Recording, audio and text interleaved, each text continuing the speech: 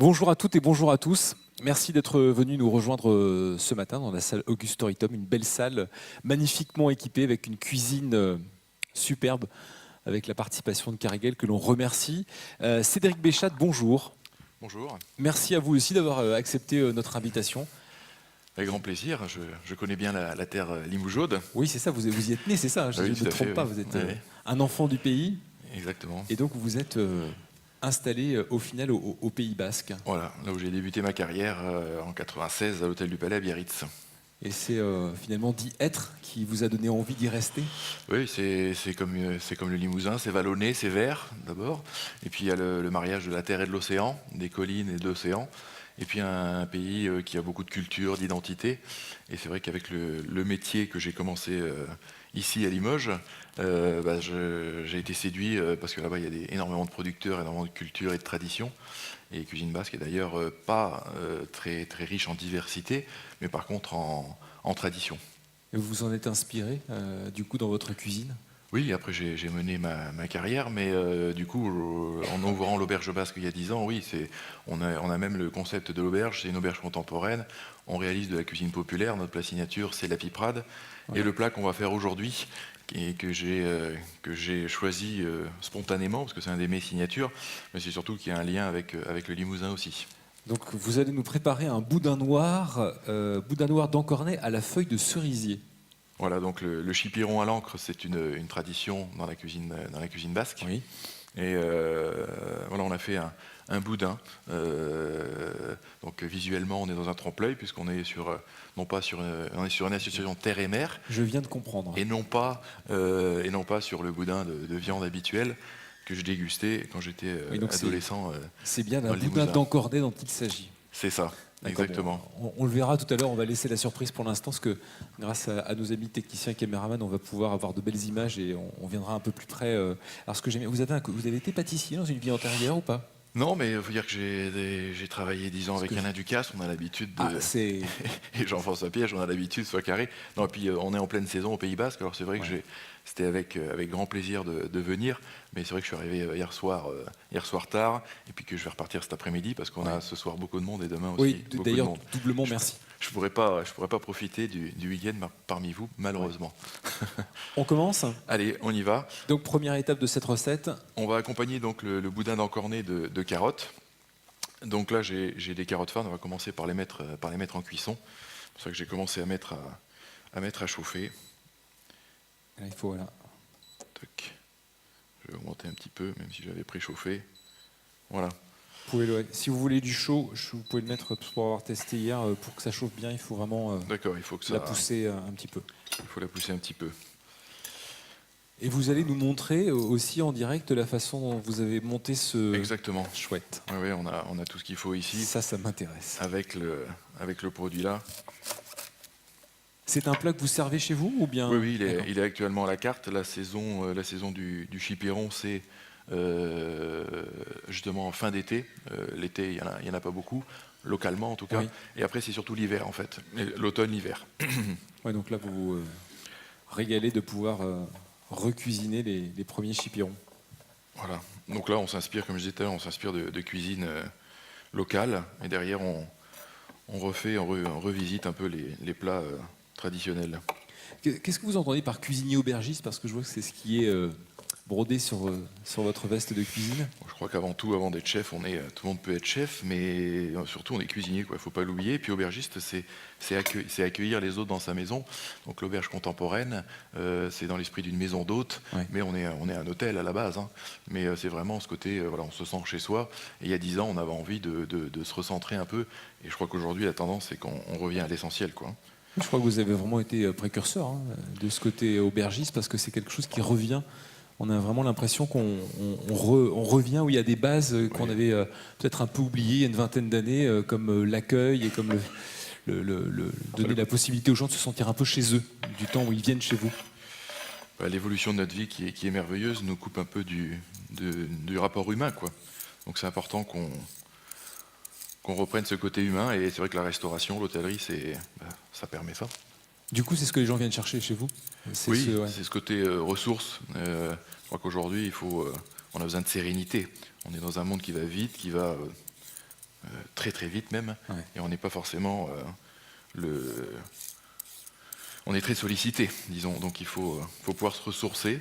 Et c'est vrai que le Pays Basque est très tendance, mais c'est vrai que maintenant on a une clientèle de plus en plus à l'année où on peut venir passer 2 jours, faire une parenthèse et venir se ressourcer, quoi.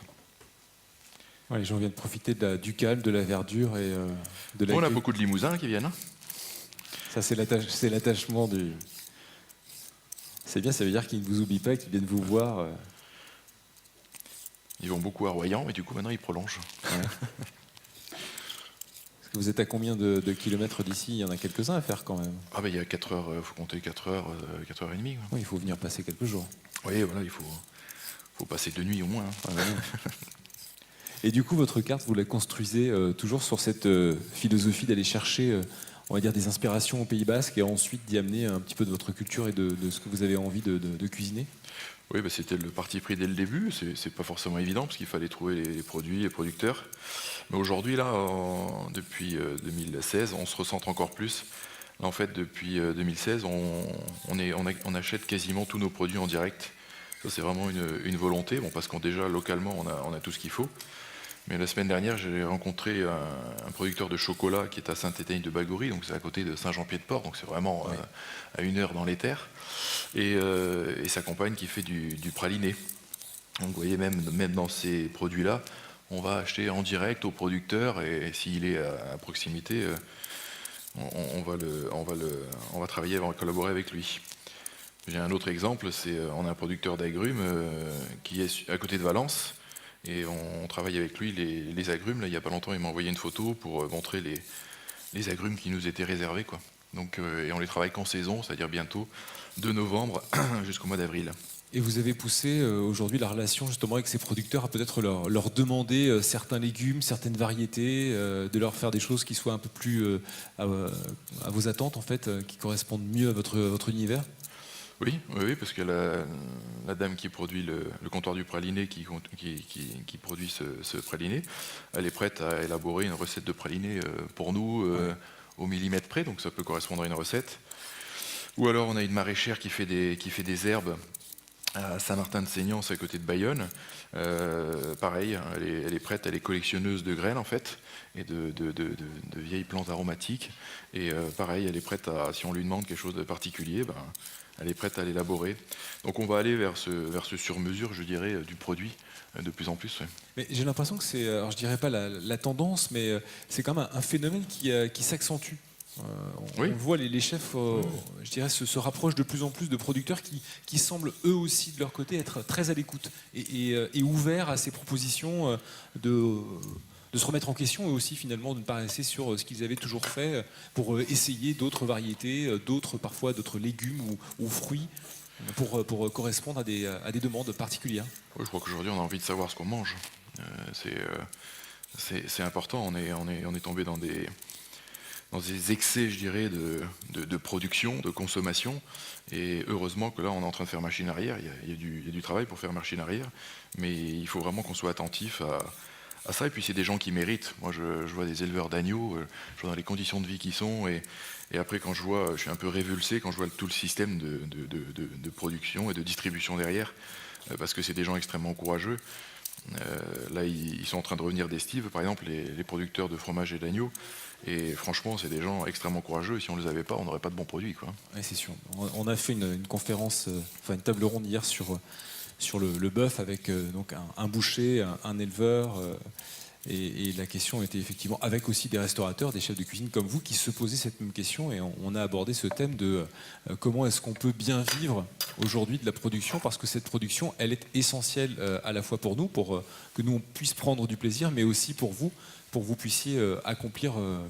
Vous cherchez une poubelle, c'est ça? Poubelle. Alors je crois qu'elle est là. Cherchez. Hop, il me semble. Hier, elle était là. Elle a disparu. Alors, je suis sûr on va qu'on va la demander de retrouver. l'aide. Est-ce que vous voulez bien, s'il vous plaît, aller voir derrière? Vous devez trouver une petite poubelle noire avec un sac. Voilà, on va vous amener ça tout de suite. Voilà la petite corvée que tout le monde aime bien, l'épluchage des carottes, Des est carottes. terminé. C'est souvent qu'on. Est-ce que c'est toujours comme ça qu'on commence quand on arrive en cuisine aujourd'hui? Oui, en général, Oui. ça fait partie des préparations préliminaires. Là, j'en ai avancé certaines, parce que sinon, on serait resté toute la matinée ensemble, ça aurait été avec plaisir.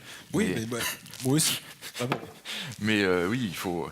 Voilà, c'est ces petites tâches de préparation. C'est vrai que moi, je conseille souvent de préparer certaines choses la veille, parce que tout faire Le jour même, le jour c'est même parfois dans la très dur. préparation, dans notre vie, je pense qu'on a d'autres choses aussi à faire que de préparer la cuisine toute la journée, ou en tout cas, il faut avoir le temps. Parce Merci que beaucoup.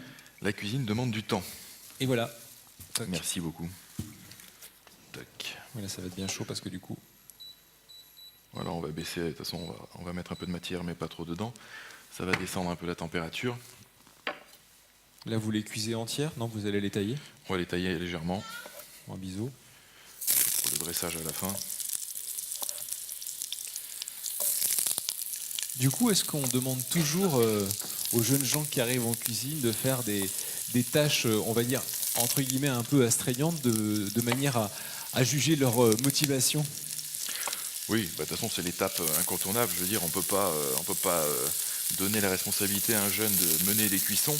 La cuisson, c'est l'essentiel d'un plat. Je veux dire, un client qui va venir va pas apprécier d'avoir une cuisson ratée. Donc, on peut pas. C'est vrai que les jeunes d'aujourd'hui veulent des responsabilités immédiatement. Ils veulent pas passer par les tâches, je dirais. Mais c'est pourtant ce qui donne de la valeur, moi je trouve. C'est de passer par les premières tâches. Et puis surtout, il faut les maîtriser avant de passer aux suivantes, quoi. Après, éplucher une carotte, je crois qu'il y a pire dans la vie. Oui, on est d'accord. On est d'accord. Aujourd'hui, on veut que tout tombe du ciel, mais je crois qu'il y a... Voilà, donc là, j'ai lancé donc, les carottes étuvées. J'adore, moi, les légumes qui sont étuvés parce qu'on concentre le goût dans chaque légume, plus ou moins. Le chou, c'est plutôt sec. La carotte, il y a quand même pas mal d'humidité. Mais j'aime bien cette cuisson parce que tout simplement, on concentre le légume. Je ne recommande jamais les cuissons dans l'eau. Je préfère le cuit-vapeur à la rigueur, parce que c'est vrai qu'au niveau diététique, ça peut être aussi très bon. Mais voilà, dans l'eau, en général, même les haricots verts, moi je les cuis dans le cuit-vapeur. Donc là, on va couvrir Oui, là, et laisser en fait les carottes cuire dans leur jus. Exactement, dans leur eau de végétation. Par D'accord. contre, pour accentuer un peu ce côté eau de végétation, on assaisonne toujours progressivement. On les assaisonne dès le début, comme ça le sel va faire ressortir l'eau de végétation. Voilà, qui va permettre de conserver une atmosphère humide et ce qu'on appelle cuire à l'étuvée. Exactement. Donc là j'ai baissé à 2, donc ça a été saisi, on lance la cuisson. Et là on en a pour 1h45 de cuisson. C'est ça. Pendant ce temps-là, Tiens, on va je pouvoir vais faire... débarrasser Oui. les petites épluchures. Vous parliez de cuisson vapeur et de diététique. Est-ce que c'est quelque chose qui est présent à votre esprit quand vous cuisinez? Et est-ce que ça l'a toujours été? Oui, il y a 10 ans, oui, ça l'était, puisque la cuisine qu'on a installée à l'auberge, c'était une cuisine à la plancha, entre autres. Et c'est vrai que ça permet d'avoir le réflexe de moins rajouter de matière grasse, entre autres. Et, bon, je parle de la plancha, mais il y a d'autres outils. Et c'est vrai que la matière grasse, qui n'est pas un gros mot, ou le gras, c'est pas du tout un gros mot. Pas, non. Il y a le bon gras et le mauvais gras, c'est tout. Qui est bon ou mauvais pour la santé. Et c'est important que la cuisine soit équilibrée, parce qu'après un repas, qu'on ait mangé généreusement ou pas, il faut se sentir bien. Ouais. C'est tout simplement du bien-être. Ouais, c'est assez nouveau, ça aussi, j'ai l'impression, parce que ça vient de plus en plus, cette image de digestibilité du repas. Il ne faut pas qu'on aille dans l'excès non plus. Non, bien sûr que non, on n'est pas là pour... on ne fait pas une cure de thalasso avec de la carotte vapeur, mais... Non, parce que je pense que le bien-être, c'est aussi... à l'hôpital, souvent, on ne se fait pas plaisir. Ouais, c'est vrai. Et pourtant, c'est le moment, je crois, où on a le plus besoin de réconfort. Et c'est là où on a besoin, justement, que ça soit bon. Ouais. Oui. Donc là, j'ai un mixeur, un Thermomix qu'on retrouve, qui est vraiment un très bon mixeur. Là, je retrouve donc mes chipirons qui sont nettoyés. Donc ceux-là, ils vont servir de base et de farce fine, en fait. L'idée, ça a été de réaliser une farce fine, comme on utilise les blancs de volaille pour faire de la chair. Alors attendez, on va se poser deux questions. C'est quand vous dites nettoyer, comment est-ce qu'on nettoie en deux mots Alors le chipiron, donc il est en longueur. On enlève la peau extérieure qui est un peu violacée, grisâtre. Donc ça, on la tire tout simplement. Voilà, on la tire tout simplement. Ensuite, l'idéal, c'est de le retourner. Oui. de pouvoir vider l'intérieur. Ok. Sinon, il y a un petit cartilage qu'on enlève, des petits résidus gélatineux, donc ça on le vide. En général, c'est relativement ouvert suivant sa taille, et plus il est plus petit, moins il y en a à enlever, et plus il est gros, et plus on peut l'enlever relativement facilement. Après, en général, les poissonniers peuvent aussi vous les Oui, le nettoyer. faire. Il y a une solution, là, on l'a ouvert, sinon il y a une solution beaucoup plus simple, ça c'est quand on veut le garder entier, c'est de l'ouvrir soit sur les deux faces, Oui. coupé en deux, ou soit juste sur une face, et on l'ouvre, et là, on peut nettoyer relativement facilement. Donc là, vous l'avez taillé en morceaux, et donc voilà. Voilà. Parce Et que là- là, on utilise plutôt du gros pour faire Oui, pour la le farce mixer. fine, quoi. Alors, en 2 mots, farce fine. Ça... Farce fine, donc je parlais de blanc de volaille parce Oui. qu'on connaît surtout la farce fine blanc de volaille, c'est de la chair mixée, tout simplement. Et derrière, suivant la préparation qu'on fait, on ajoute, là on va le faire aussi, du blanc d'œuf, des éléments qui permettent après, quand ça va cuire, de donner une texture ferme mais fine. D'accord. D'où le terme de farce fine. Entre Vous autres. connaissiez ce terme de farce fine? Oui. On a des connaisseurs. Là, je rajoute donc les encornets dans le mixeur. Cela, je vous en parlerai tout à l'heure. Ensuite, on va détailler un petit peu ce que j'ai préparé. Et ce sont les éléments en fait qui vont Servir à la farce de votre boudin. exactement. Toc. Et ça, c'est pour après. Voilà. C'est un exercice qui vous amuse, ce côté trompe-l'œil, et essayer de le faire de temps en temps. Ça, Oui. c'est venu comment cette recette-là? Vous l'avez. Le boudin est un. Oui, c'était un peu le. Boudin de cochon au Pays Basque On connaît. est un plat traditionnel, est une préparation traditionnelle. Donc c'est vrai que j'ai fait le lien, je ne sais pas comment, un jour comme ça, c'est un déclic, le côté chipiron cuisiné à l'encre, comme j'ai dit tout à l'heure, Ouais. et puis boudin, je me suis dit, est-ce qu'on peut arriver à... Mais au début, je ne l'avais pas intégré, comme je vais vous montrer après, comme un vrai boudin dans le boyau, quoi. Il était vraiment pur, mais c'était pas la même finition. Il y a toujours, dans une recette, il y a toujours une évolution. Ouais, c'est ça. Dans la réflexion, au début, on met en place quelque chose, et puis il ne faut jamais qu'un plat s'endorme. Et les plats signatures, il faut toujours les titiller un petit peu pour... En fait, finalement, vous refaites le même plat, mais pas la même recette. Oui, c'est ça. Bah, la piperade, qui est le plat signature de l'auberge, donc c'est un plat populaire qu'on fait depuis avant d'ouvrir l'auberge. Quand j'étais avec Alain Ducasse, j'avais déjà travaillé ce plat-là dans cette idée, mais il y a eu, l'équipe souvent ils disent aux clients, c'est la version 5.5, mais c'est vrai que j'étais à Saint-Émilion pendant 2 ans et demi, je suis revenu, et quand je suis revenu, on a fait la version 5.5, quoi. Ouais, non, mais ça évolue toujours. Donc là, on a mis Les encornets, donc, la crème, la mascarpone, mascarpone, pas crème, ok. Donc on va avoir quelque chose qui se tient, qui soit un peu... oui, ça va faire comme la farce fine, c'est quelque chose qui est un peu même élastique, hein. Il ne faut pas trop le travailler. On va commencer à le mixer sans les blancs d'œufs, pour que le blanc d'œuf ne soit pas trop travaillé. Donc là, l'encre de sèche, hein, qu'on achète tel que, hein. Oui. Voilà. Et là, on va mixer. Dans un premier temps, parce qu'après le reste, on incorporera au fur et à Alors, mesure. question un peu basique, mais quand on n'a pas cet outil-là à la maison, on utilise quoi? On peut prendre un blender. Oui, c'est ça, un blender, ça marche bien. assez Ou un petit étroit. bol mixeur de... Ça n'aura pas assez de puissance. C'est D'accord, plutôt faut un petit le blender ok. avec le bol en verre. Ouais, qui mixe bien et rapidement, quoi. Exactement.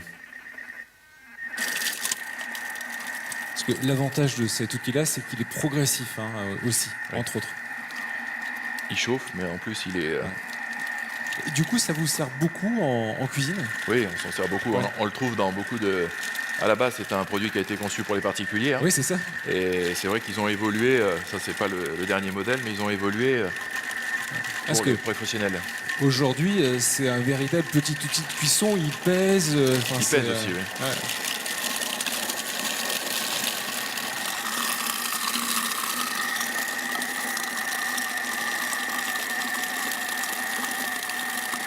Puis il a une bonne force de... Il a un tour minute qui est très intéressant, une belle Ouais. puissance. Bah, c'est rigolo parce que c'est un outil préparé, imaginé pour les ménages. Et aujourd'hui, au final, ce sont des chefs comme vous qui assuraient la promotion de cet outil-là. Donc c'est ça qui est... Donc là, on a déjà... Vous voyez, non? Oui. Vous voyez bien ce qu'il y a dans le Voilà, bol? Comme ça vous permet de voir l'évolution.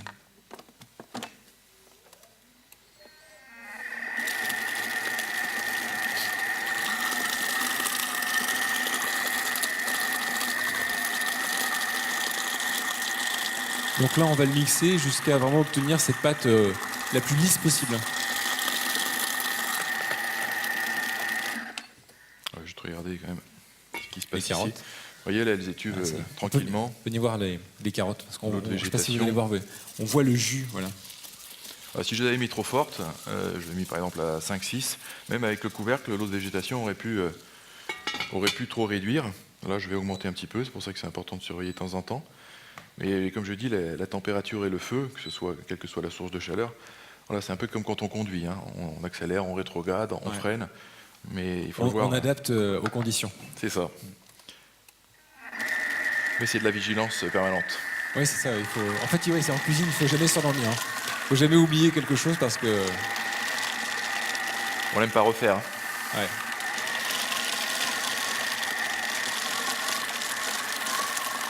Du coup, ça, c'est un plat que vous faites depuis combien de temps? Ça, c'est 2013. Comme je vous disais, il a évolué. Ouais.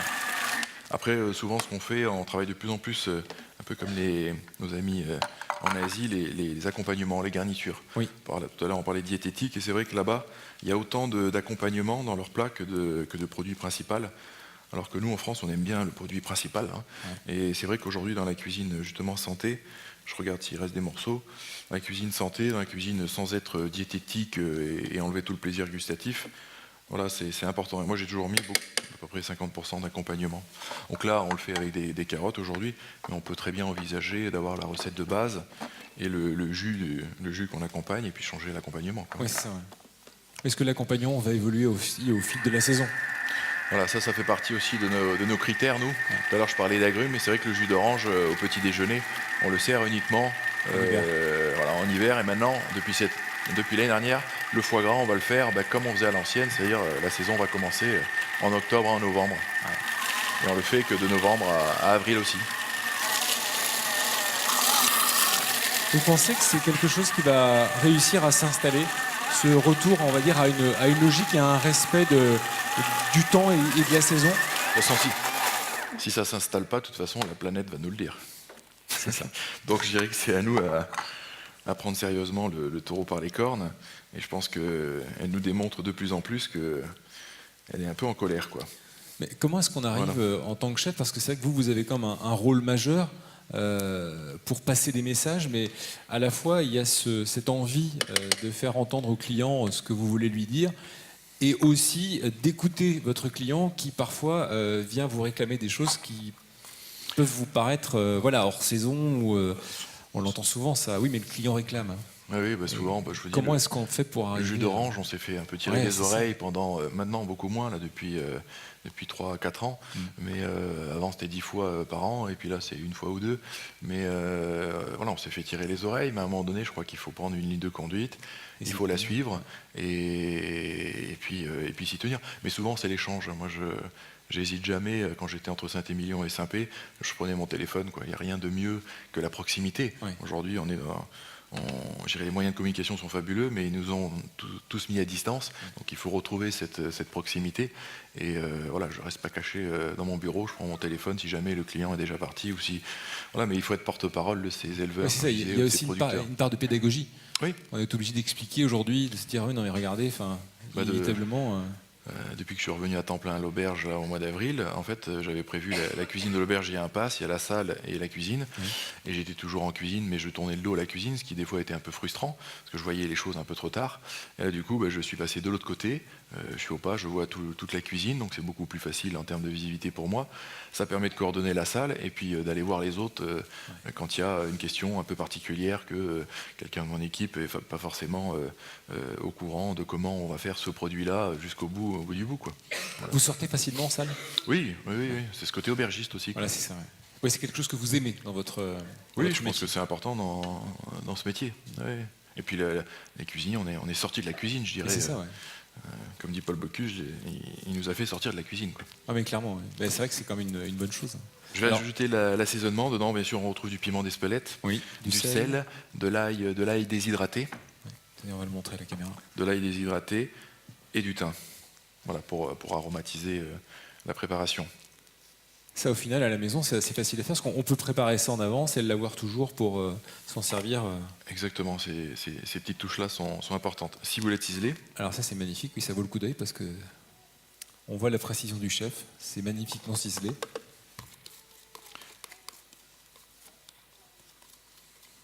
Vous avez justement ce souci du détail, c'est important dans la finalité de la recette. Hein. Bah, la recette, oui, c'est pour avoir de la régularité, il faut cette précision en fait. C'est pas pour s'embêter. Hein. Oui, c'est ça. C'est de la régularité. Il faut que nos hôtes viennent et que du lendemain au surlendemain, la recette du boudin soit la même. Hein. Ouais. Oui, c'est ça. Mais c'est vrai que tous ces petits détails c'est ce qui fait la difficulté de ce métier. Ils sont importants, mais ils sont difficiles. Oui. Bah, la régularité, je pense que c'est ce qui est le plus compliqué dans le métier aussi. Ouais. Oui, complètement. On parlait avec les jeunes élèves de l'école Saint-Jean, l'école hôtelière de Limoges, l'une des écoles hôtelières de Limoges. Où j'ai commencé. Ah, voilà. Donc, et c'est vrai que dans ce métier, il y a plein de choses qu'il faut avoir en tête, et dont la régularité. Voilà, on parlait de leur professeur, leur parlait de rigueur tout à l'heure, mais il y a aussi cette régularité d'arriver à refaire au quotidien la même chose pour que le client, et surtout le client habitué, retrouve ce qu'il est venu chercher, parce que parfois on revient chercher ça. Là, donc, j'ai la farce qui est terminée, qui est lisse, qui est incorporée, qui est assaisonnée. Du coup, là, je vais pouvoir incorporer mes blancs d'œufs. L'idée, c'est de mélanger le moins possible avec les blancs d'œufs. Oui. Sinon, ça va rendre trop élastique la fermeté ça va donner ce côté élastique et trop travaillé après. Là, je vais mettre les poireaux étuvés. Donc ça, c'est des poireaux taillés finement, comme vous voyez, étuvés un peu à la méthode des carottes, et qu'on a déglacés avec du vin blanc. D'accord. C'est un peu dans l'esprit de... Vous savez, quand on fait le pâté, on fait une farce. Voilà, je voulais travailler le poisson un peu dans cet esprit-là. Un petit peu. Là, on va sonder les carottes parce que je pense que on devrait pas être loin. Encore un peu. On va les laisser sur 3. Hein. Il manque légèrement. Je trouve que ça donne envie parce que du coup, ça que quand on les remue un peu, elles reprennent du brillant. Parce que c'est l'eau de végétation. Ouais. Donc la température, encore une fois, la source de chaleur, c'est extrêmement important. Allez, on finit notre farce. On est presque au bout de la farce. Et donc après, on va garnir le... Là, je mets tout doucement parce que le but, c'est pas de hacher le poireau. Hein. C'est de retrouver les morceaux de poireau, les éléments. Donc, c'est vrai que l'avantage de ce robot, c'est que, comme vous disiez tout à l'heure, il est en vitesse, il est assez malléable. Ouais, donc on peut... Là, je suis juste en mélange, vous voyez, je mixe pas. Le blanc d'œuf là que vous avez utilisé, le blanc d'œuf que vous avez utilisé est juste là pour lier en fait. Hein, oui, ça va apporter la texture à la cuisson. C'est ce qui va permettre de tenir la farce. Parce que dans le chipiron, comme ça n'a pas l'air, mais il y a beaucoup d'eau. Il y a de la matière, mais il y a de l'eau aussi.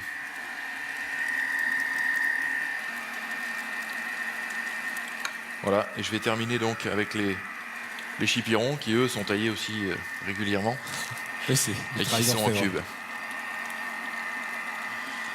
Et ça, alors, donc, l'idée, c'est visuellement, c'est d'avoir la texture d'abord, mais c'est aussi de rapporter, je dirais, le côté visuel du boudin, puisque ça va nous faire penser aux morceaux de gras qu'on retrouve dans le boudin de cochon.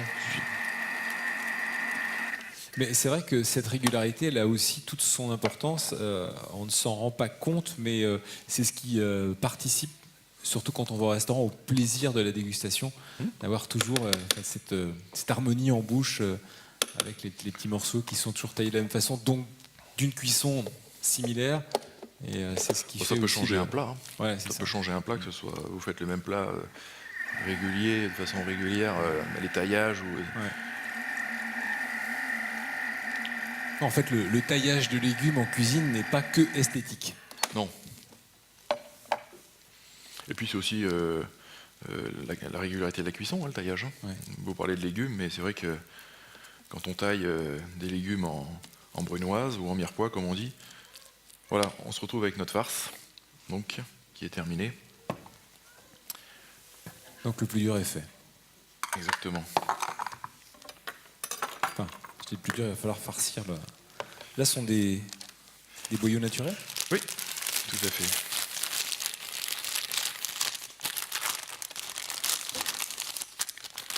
Donc là, la poche. avec Voilà. une douille au bout. Alors nous, on fait une certaine quantité, donc on ne le fait pas forcément à la poche à douille. On a un poussoir D'accord, ouais. à boudin, ce qui permet de gagner quand même un peu de temps. Oui, parce que si vous en servez beaucoup, j'imagine que oui, il y a une. Ouais, on fait des tournées de 5 à 7 kilos de farce, Ouais. donc c'est pas du tout la même quantité qu'aujourd'hui, hein. Ah oui, on n'est pas dans la quantité ménagère. C'est ça. Donc ça va faciliter simplement, on va dire, l'embossage, notre Oui. embossage manuel.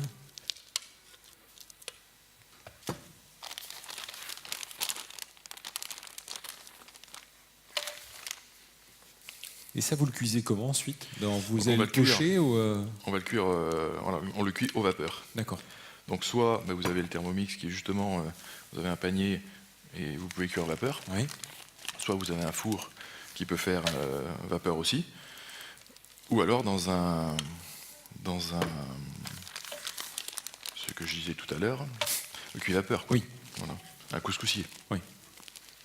Donc là, on le cuira avec à frémissement dans un couscoussier, dans un cuit-vapeur.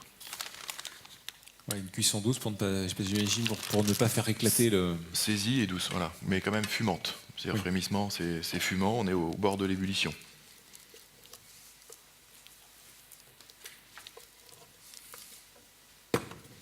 Voilà. C'est facile à trouver, ça, pour à la maison, pour nous. Chez le boucher, théoriquement, Doit peut-être pouvoir nous en fournir. prévenir à l'avance, peut-être. Il va peut-être en avoir systématiquement, mais théoriquement, oui. On va prendre. Démêler les.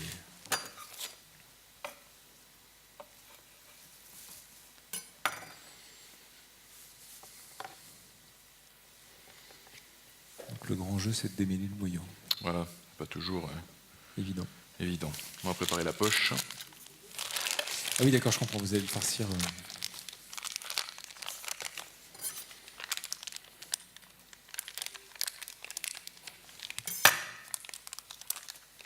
Là, vous avez mis quand même une douille plutôt.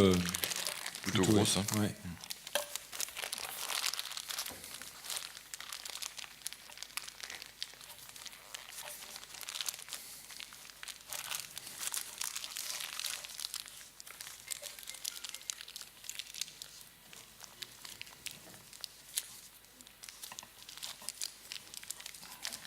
Voilà, c'est bien de fermer la poche, comme ça on est plutôt tranquille. Et donc, c'est maintenant qu'intervient la partie la plus délicate de la recette. C'est d'arriver à embosser.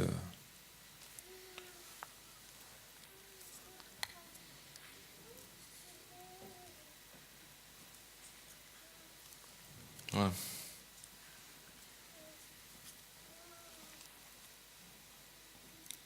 Ça va, c'est pas trop fragile. Oh, c'est quand même résistant, mais c'est vrai qu'il faut y aller délicatement.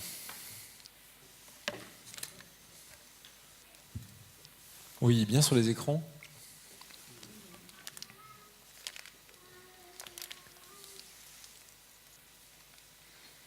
C'est génial.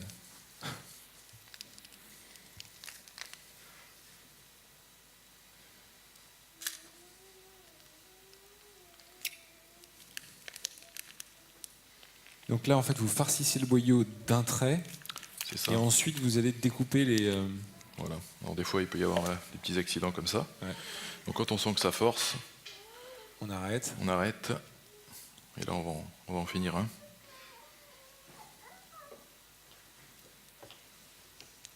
Ça, c'est les aléas de l'exercice. Tac. Donc on va le ficeler.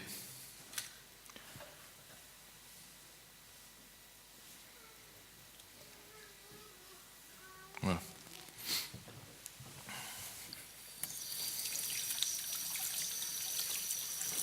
Vous voulez peut-être un peu de savon ou... Ça va aller. Ça va.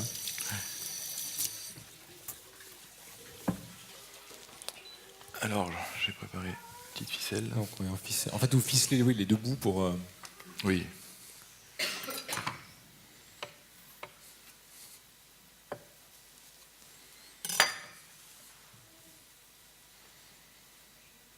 Et vous nous parlez de vos plats signatures. Qu'est-ce que vous avez comme autre plat signature, hormis celui-là et la piperade? Tout à l'heure, je parlais de la piperade.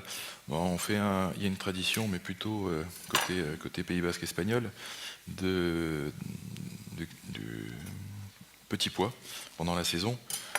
C'est vrai qu'ils ont l'habitude au Pays Basque espagnol de faire des plats de petits pois. Donc on travaille un vacherin de petits pois pendant la période et pendant la saison. Donc que vous servez en dessert. Voilà. Et là, cette année, on l'a décliné avec la tomate actuellement, là, à la carte. Donc on travaille différentes variétés de tomates. On fait un sorbet tomate, une chantilly l'anis, une meringue avec assaisonnée d'olive arbequine, qui est une olive de Navarre, toujours sur les produits locaux, quoi, Oui. qui est déshydratée, qui permet d'assaisonner. On ne met pas de sel dans le plat, c'est juste l'olive qui vient assaisonner. Ouais. Voilà, donc on retrouve le boudin. Le boudin. Important de laisser reposer la farce pendant 2 heures, parce que là on l'a travaillé quand même, on l'a mixé. On le cuit donc 15 minutes à 100 degrés, soit au cuit-vapeur, soit au four-vapeur. Voilà. Et ensuite on a le résultat. On a le résultat qui est là. Il n'a pas beaucoup changé. Et on voit qu'il s'est un peu raffermi. La couleur n'a pas bougé. Ouais.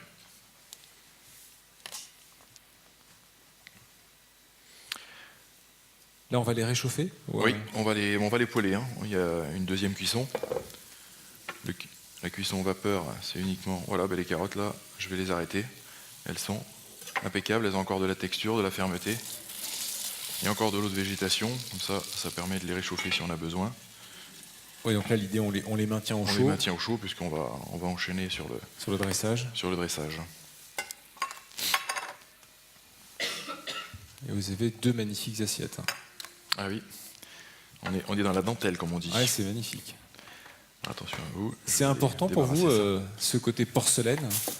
Moi, je suis né dans le kaolin, donc c'est important. Ouais, c'est ça.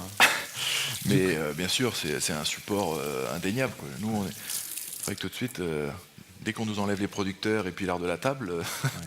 Ça peut guider votre création? C'est-à-dire que vous avez déjà eu l'envie de mettre quelque chose dans une assiette en la voyant? Ou c'est plutôt dans le sens inverse qu'on imagine les choses? C'est dans les deux sens. Ouais, c'est dans les deux sens. C'est une assiette peut être inspirante et vice-versa, quoi. Mais souvent, on se dit... voilà, tiens, ça, je vois ça là-dedans, enfin, un mets signature qu'on a l'habitude de faire, voilà, ça, on va vite percuter là-dessus, et puis d'un autre, tiens, ça me donne envie de travailler voilà, une soupe comme ceci, ou une soupe comme ça, suivant la saisonnalité. Et c'est souvent comme ça qu'on va avoir de l'inspiration, envie de faire des compositions. Vous avez un partenariat avec un porcelainier attitré ou vous pouvez varier les commandes selon... Non, je varie. Alors c'est vrai que moi je suis un peu paysan, un peu fidèle, mais c'est vrai que je connais la famille Bernardo depuis voilà, je suis issu du cru, mais bon, toujours très ouvert. Ouais. Pour tout vous dire, dans notre démarche locale, là on est en train de travailler avec un potier céramiste qui d'habitude ne fait pas d'assiettes, mais là on vient de faire des assiettes creuses. Donc voilà, parce que c'est aussi local, la maison Goicoechea à Ossès, quoi. C'est assez drôle parce qu'on a l'impression qu'il y a beaucoup de métiers comme le céramiste qui sont en train de revenir. Vous n'êtes pas le seul dans votre région à faire travailler quelqu'un à côté. On a l'impression que ce sont des métiers qui se réinventent là aussi, C'est ça qui retrouvent une vraie place. Cette cuisine, on en parlait aussi, c'est aussi un lien social et c'est une force qui va amener à refaire travailler des producteurs, que ce soit des producteurs de légumes ou des pêcheurs ou des éleveurs, mais aussi, comme vous le disiez, des céramistes, des faïenciers. Je pense que c'est important qu'on retrouve tout ça. On l'a un peu perdu, hein. Et c'est important que cette dynamique revienne. Alors là, on a une purée de carottes, des carottes étuvées, comme on vient de faire, mixées, et on a mis dedans du vinaigre de feuilles de cerisier. Alors, feuilles de cerisier, c'est quoi? C'est ça. Et en fait, c'est un produit donc, qui vient du Japon. Les cerisiers Sakura, ils s'appellent Sakura en saison au mois de juin, donc fleurissent. Et nos amis asiatiques sont très forts dans l'élaboration de produits simples. Donc les feuilles et les fleurs sont mis en saumure. Ensuite, elles sont égouttées, déshydratées. Et voilà, ça donne ça. Et c'est très aromatique. Il y a beaucoup d'arômes. Beaucoup d'arômes. Et donc là, j'ai assaisonné la purée de carottes, qui est juste une purée de carottes étuvée, mixée, cuit comme on vient de faire, du vinaigre de feuilles de cerisier. Ah, ça sent, c'est très aromatique. Dans la Vous pouvez le recette, sentir? il n'y a pas forcément d'autres arômes. Et c'est ça qui va vraiment parfumer le plat, quoi. Vous faites passer? On peut la faire sentir à tout le monde? Ah oui, oui, Oui. oui. Oui, bah, Vous je la l'ai faites amené passer, pour, comme ça, vous allez. je l'ai amené pour la montrer, hein, donc Oh, parfait. Parce que ça a une odeur vraiment. elle est En plus, elle est- intéressante. Ouais, elle est caractéristique et on la connaît cette odeur-là. C'est une odeur qu'on Je utilise. vais utiliser nos amis. Est-ce que vous pouvez trouver 2 petites casseroles si vous avez dans ces tailles-là, derrière, si vous avez derrière. Il n'y en a pas là? Là, j'ai vu que cette petite. Dans notre casserolier? Ah non. Il y en a d'autres, mais Oui. On a la taille supérieure. plus petite, ce serait bien. Et là d'ailleurs, donc la feuille que vous êtes en train de sentir, là elle est mixée en poudre et on va s'en servir comme assaisonnement puisque c'est mis en saumure, donc ça permet d'assaisonner et donc c'est du sel naturel. Là j'ai mis la poêle à chauffer avec un filet d'huile d'olive. Le beurre il doit être ici je pense. Oui, un peu de matière grasse quand même, hein. Là, vous mettez le beurre avec l'huile? Voilà, je D'accord. commence à chauffer ma poêle avec l'huile. Et dès que ça va être un peu plus chaud, on va commencer à rôtir le boudin. Ensuite, je voulais parler du jus de chipiron. Donc, ce sont toutes les parures de chipiron qu'on récupère. On a fait un jus, voilà, de rôti en fait, hein, D'accord. avec une garniture aromatique, comme on peut faire avec un jus de viande. Et ça, on a mis de la brunoise de feuilles de cerisier. Merci beaucoup. De la brunoise de feuilles de cerisier que vous avez. Ça y est, vous avez pris le coup. Oui, ça y est. C'est rigolo ça. Je me suis acclimaté. Donc là, j'ai mis la purée de carottes à chauffer. Donc le petit jus qui va venir faire le lien entre tous les ingrédients. C'est ça, mais qui va apporter aussi ce côté corsé. Vous savez, quand on rôtit les chipirons, on aime bien ce côté caramélisé là, qui est un peu blond. D'ailleurs, un petit conseil, tout à l'heure je parlais de les retourner, mais quand on les retourne dans la face intérieure, ils rôtissent beaucoup mieux et caramélisent beaucoup mieux que la face extérieure. Donc les très gros, c'est difficile de les retourner quand même, mais les moyens et les petits, il vaut mieux les retourner, quoi, même quand vous allez les cuire entiers, quoi. Donc dans les liaisons, on parlait de diététique déjà tout à l'heure, dans les liaisons, depuis 10 ans, ça c'est juste une inspiration de nos amis asiatiques aussi, et surtout japonais, on lie beaucoup à la farine de manioc et à la farine de riz. Non pas qu'on aime, on n'aime pas le blé, on n'aime pas faire les roux comme on faisait à l'époque, mais c'est quand même beaucoup moins riche, et surtout ça exhauste beaucoup mieux les saveurs, parce que c'est un peu moins riche. Ce qui n'empêche pas de mettre un peu de matière grasse, parce que la matière grasse, c'est ce qui va capter les arômes et les saveurs. Mais vous avez un peu quitté, on va dire, ces techniques de base, de liaison, justement, pour... Alors, on les quitte jamais vraiment, parce qu'un roux, on peut le faire aussi avec de la farine de riz, par exemple. Ouais. Et la farine de riz, c'est pour ça qu'ils ont une culture, moi j'aime dans la cuisine asiatique, ils ont une culture de la digestibilité qui est vraiment intéressante. Donc, on peut les utiliser, hein. La farine de riz, l'avantage, c'est qu'on peut l'incorporer tel que. On peut l'incorporer dans le liquide tel qu'on n'est pas obligé de faire un roux, comme nous on fait dans notre culture en France. Allez, on va faire chauffer un peu plus. Donc là, j'ai mis à chauffer la purée de carottes, le jus aussi. Donc là, c'est vraiment la dernière phase de la recette. On est en préparation, pré-dressage. On réunit tous nos ingrédients et là, vous allez chercher à faire croustiller la peau, à lui donner juste une couleur, à réchauffer l'intérieur. Croustiller non, mais surtout ce côté rôti. On va faire ressortir le goût. On remet en température, bien sûr, mais c'est avant tout, il ne faut pas que ça croustille, il faut que ça se mène quand même doucement, la cuisson. Le croustillant, on va l'apporter autrement. Et on va l'apporter comment ? D'ailleurs, je vais le chercher. Ah, vous avez oublié le croustillant. Moi, je le surveille pendant ce temps-là. Si vous avez des questions à poser, vous pouvez poser des questions au chef. Vous levez la main et je viendrai vous voir. Tout est clair pour vous pour l'instant ? Ça va ? Bon, non, mais j'ai un petit bain-marie. Ça semble simple à la fois. Ça semble. Je ne sais pas si je serais capable de refaire le boudin à la maison, mais comme ça vous donne envie de refaire la recette ? Oui. C'est vrai que c'est une recette un peu technique, hein. Oui, quand même, c'est ce que... Mais souvent, je dirais, il faut s'inspirer des recettes. Il ne faut pas forcément chercher à refaire à refaire la même chose. Donc le croustillant, le voici. C'est du chipiron surgelé, taillé très fin et frit. On va retrouver encore une fois le goût du caramélisé que l'on a dans le chipiron à la plancha.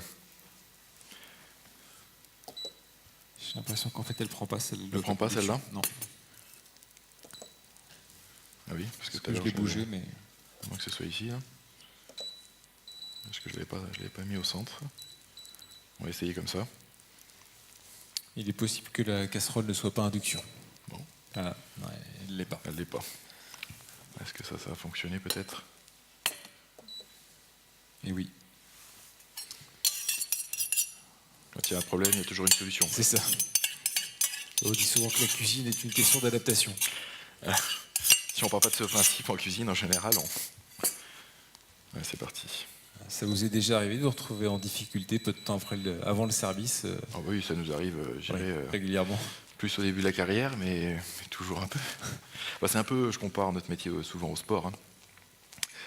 Voilà, les services ne se ressemblent pas, les matchs ne se ressemblent pas. Comme je dis, hein, quand on va dans un restaurant, souvent, il ne faut pas lui tirer dessus forcément. Les sportifs, on vient bien les revoir, donc il faut revenir voir un restaurant, mais il est de qualité ou il n'est pas de qualité, mais des ratés, ça existe partout. C'est vrai qu'on comprend qu'on puisse... on n'est pas satisfait, bien sûr, mais c'est comme le sport. Hein. Ouais. Voilà, moi, je n'hésite jamais à revenir dans un restaurant si je vois qu'il est qualitatif. Et la question, elle est là, hein, mais on peut très bien un jour mettre beaucoup plus de temps en termes de service. Voilà, même si c'est notre métier de gérer ça, on peut avoir des ratés, surtout sur le temps, quoi. Après, c'est vrai que moi, quand ça nous arrive, heureusement ça ne nous arrive pas tous les jours, hein, mais voilà, je m'efforce d'expliquer. Parce que quand il y a une cuisson qui est ratée, je ne vais pas envoyer la cuisson qui est ratée. Par contre, je vais aller m'efforcer de soit faire quelque chose en attente et d'aller expliquer surtout. Ça, c'est important. Ce n'était pas forcément dans notre culture de cuisinier d'expliquer, mais il faut. Et donc du coup, vous n'hésitez pas à sortir en salle et à Oui. aller parler à vos clients. Donc, vous voyez, on le fait blondir hein, comme un boudin traditionnel. Hein. C'est à s'y méprendre. Hein. Comment? Je dis c'est à s'y méprendre. Ah en apparence, c'est vraiment le trompe-l'œil et a, pour le peu réussi.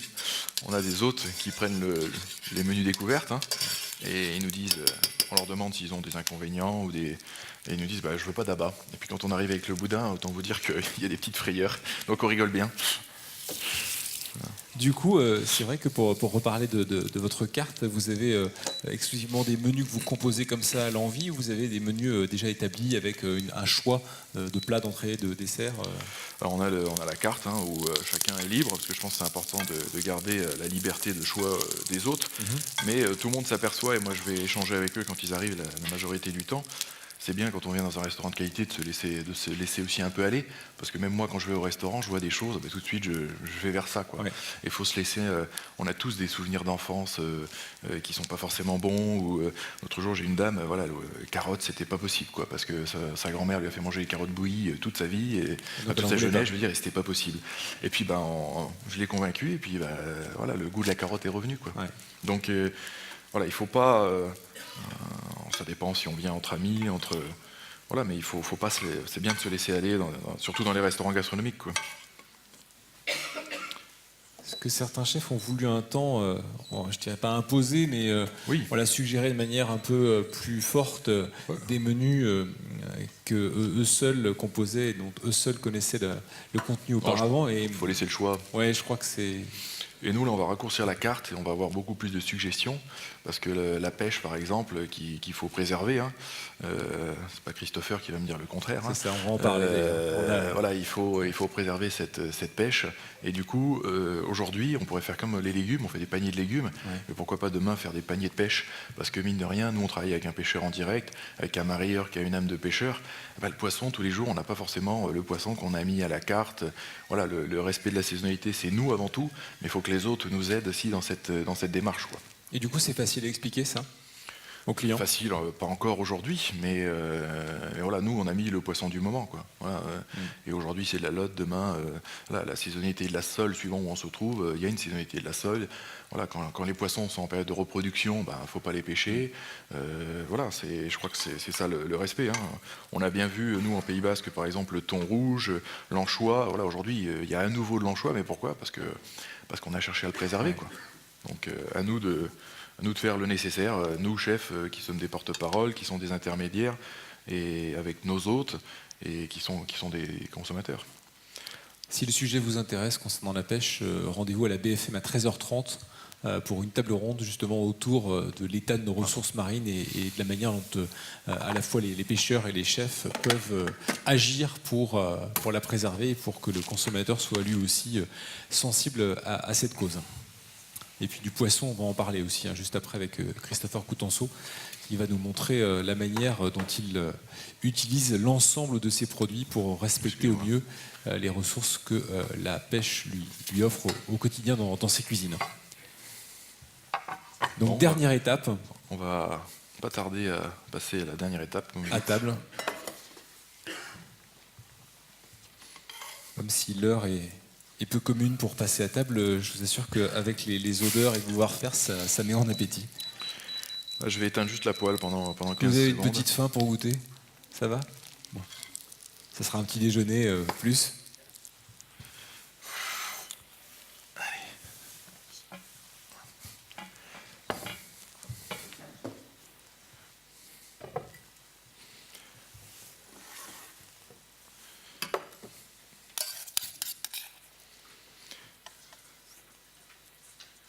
Voilà, donc la purée de carottes. Excusez-moi. Donc là, les carottes étuvées. Je pense que je vais voir Esprit Porcelaine pour savoir si je peux pas repartir avec les assiettes, parce que vraiment, Quand je l'ai vu pour le plat, je me suis dit tout de suite, c'est magnifique. C'est celle-ci. Magnifique. Voilà. Donc là, on a dressé la purée de carottes, nos carottes étuvées.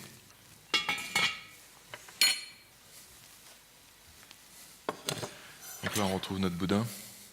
Oui, donc on l'a rôti gentiment. Le beurre est blond. Il n'y a pas trop de matière grasse, hein.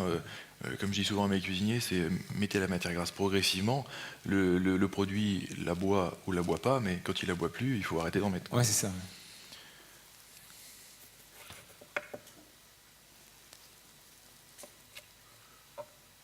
Ah ouais, c'est incroyable. Voilà, donc on retrouve... On peut le montrer, ouais. Du coup, ouais, le contraste de couleurs est vraiment saisissant, c'est chouette à regarder. Donc là, j'assaisonne de la feuille déshydratée, donc c'est la feuille que vous avez sentie tout à l'heure de cerisier. Et on l'a déshydratée et on l'a mixée. Là, donc, je vous ai dit, des lanières de chipiron, on retrouve un peu le goût qu'on retrouve dans les chips de crevettes, oui. Et ce côté caramélisé du chipiron. Donc, il va apporter de la texture, parce qu'on est sur des textures quand même relativement moelleuses. Hein. Et une petite touche, une fleur de sauge. Pour apporter un peu de couleur. C'est magnifique. Alors aujourd'hui, on a la chance d'avoir, souvent je vois dans nos restaurants gastronomiques, on a des hôtes qui poussent les herbes, les fleurs. Aujourd'hui, autant quand j'ai commencé ma carrière, on mettait les pluches, systématiquement de persil et de cerfeuil. Ouais. Mais c'est vrai qu'aujourd'hui, il y a un réel intérêt, on a la chance d'avoir des maraîchers, hein. Il y a un réel intérêt gustatif, donc il ne faut vraiment pas hésiter à les déguster dans le plat, parce que si le chef les a mis, c'est qu'il y a une bonne raison.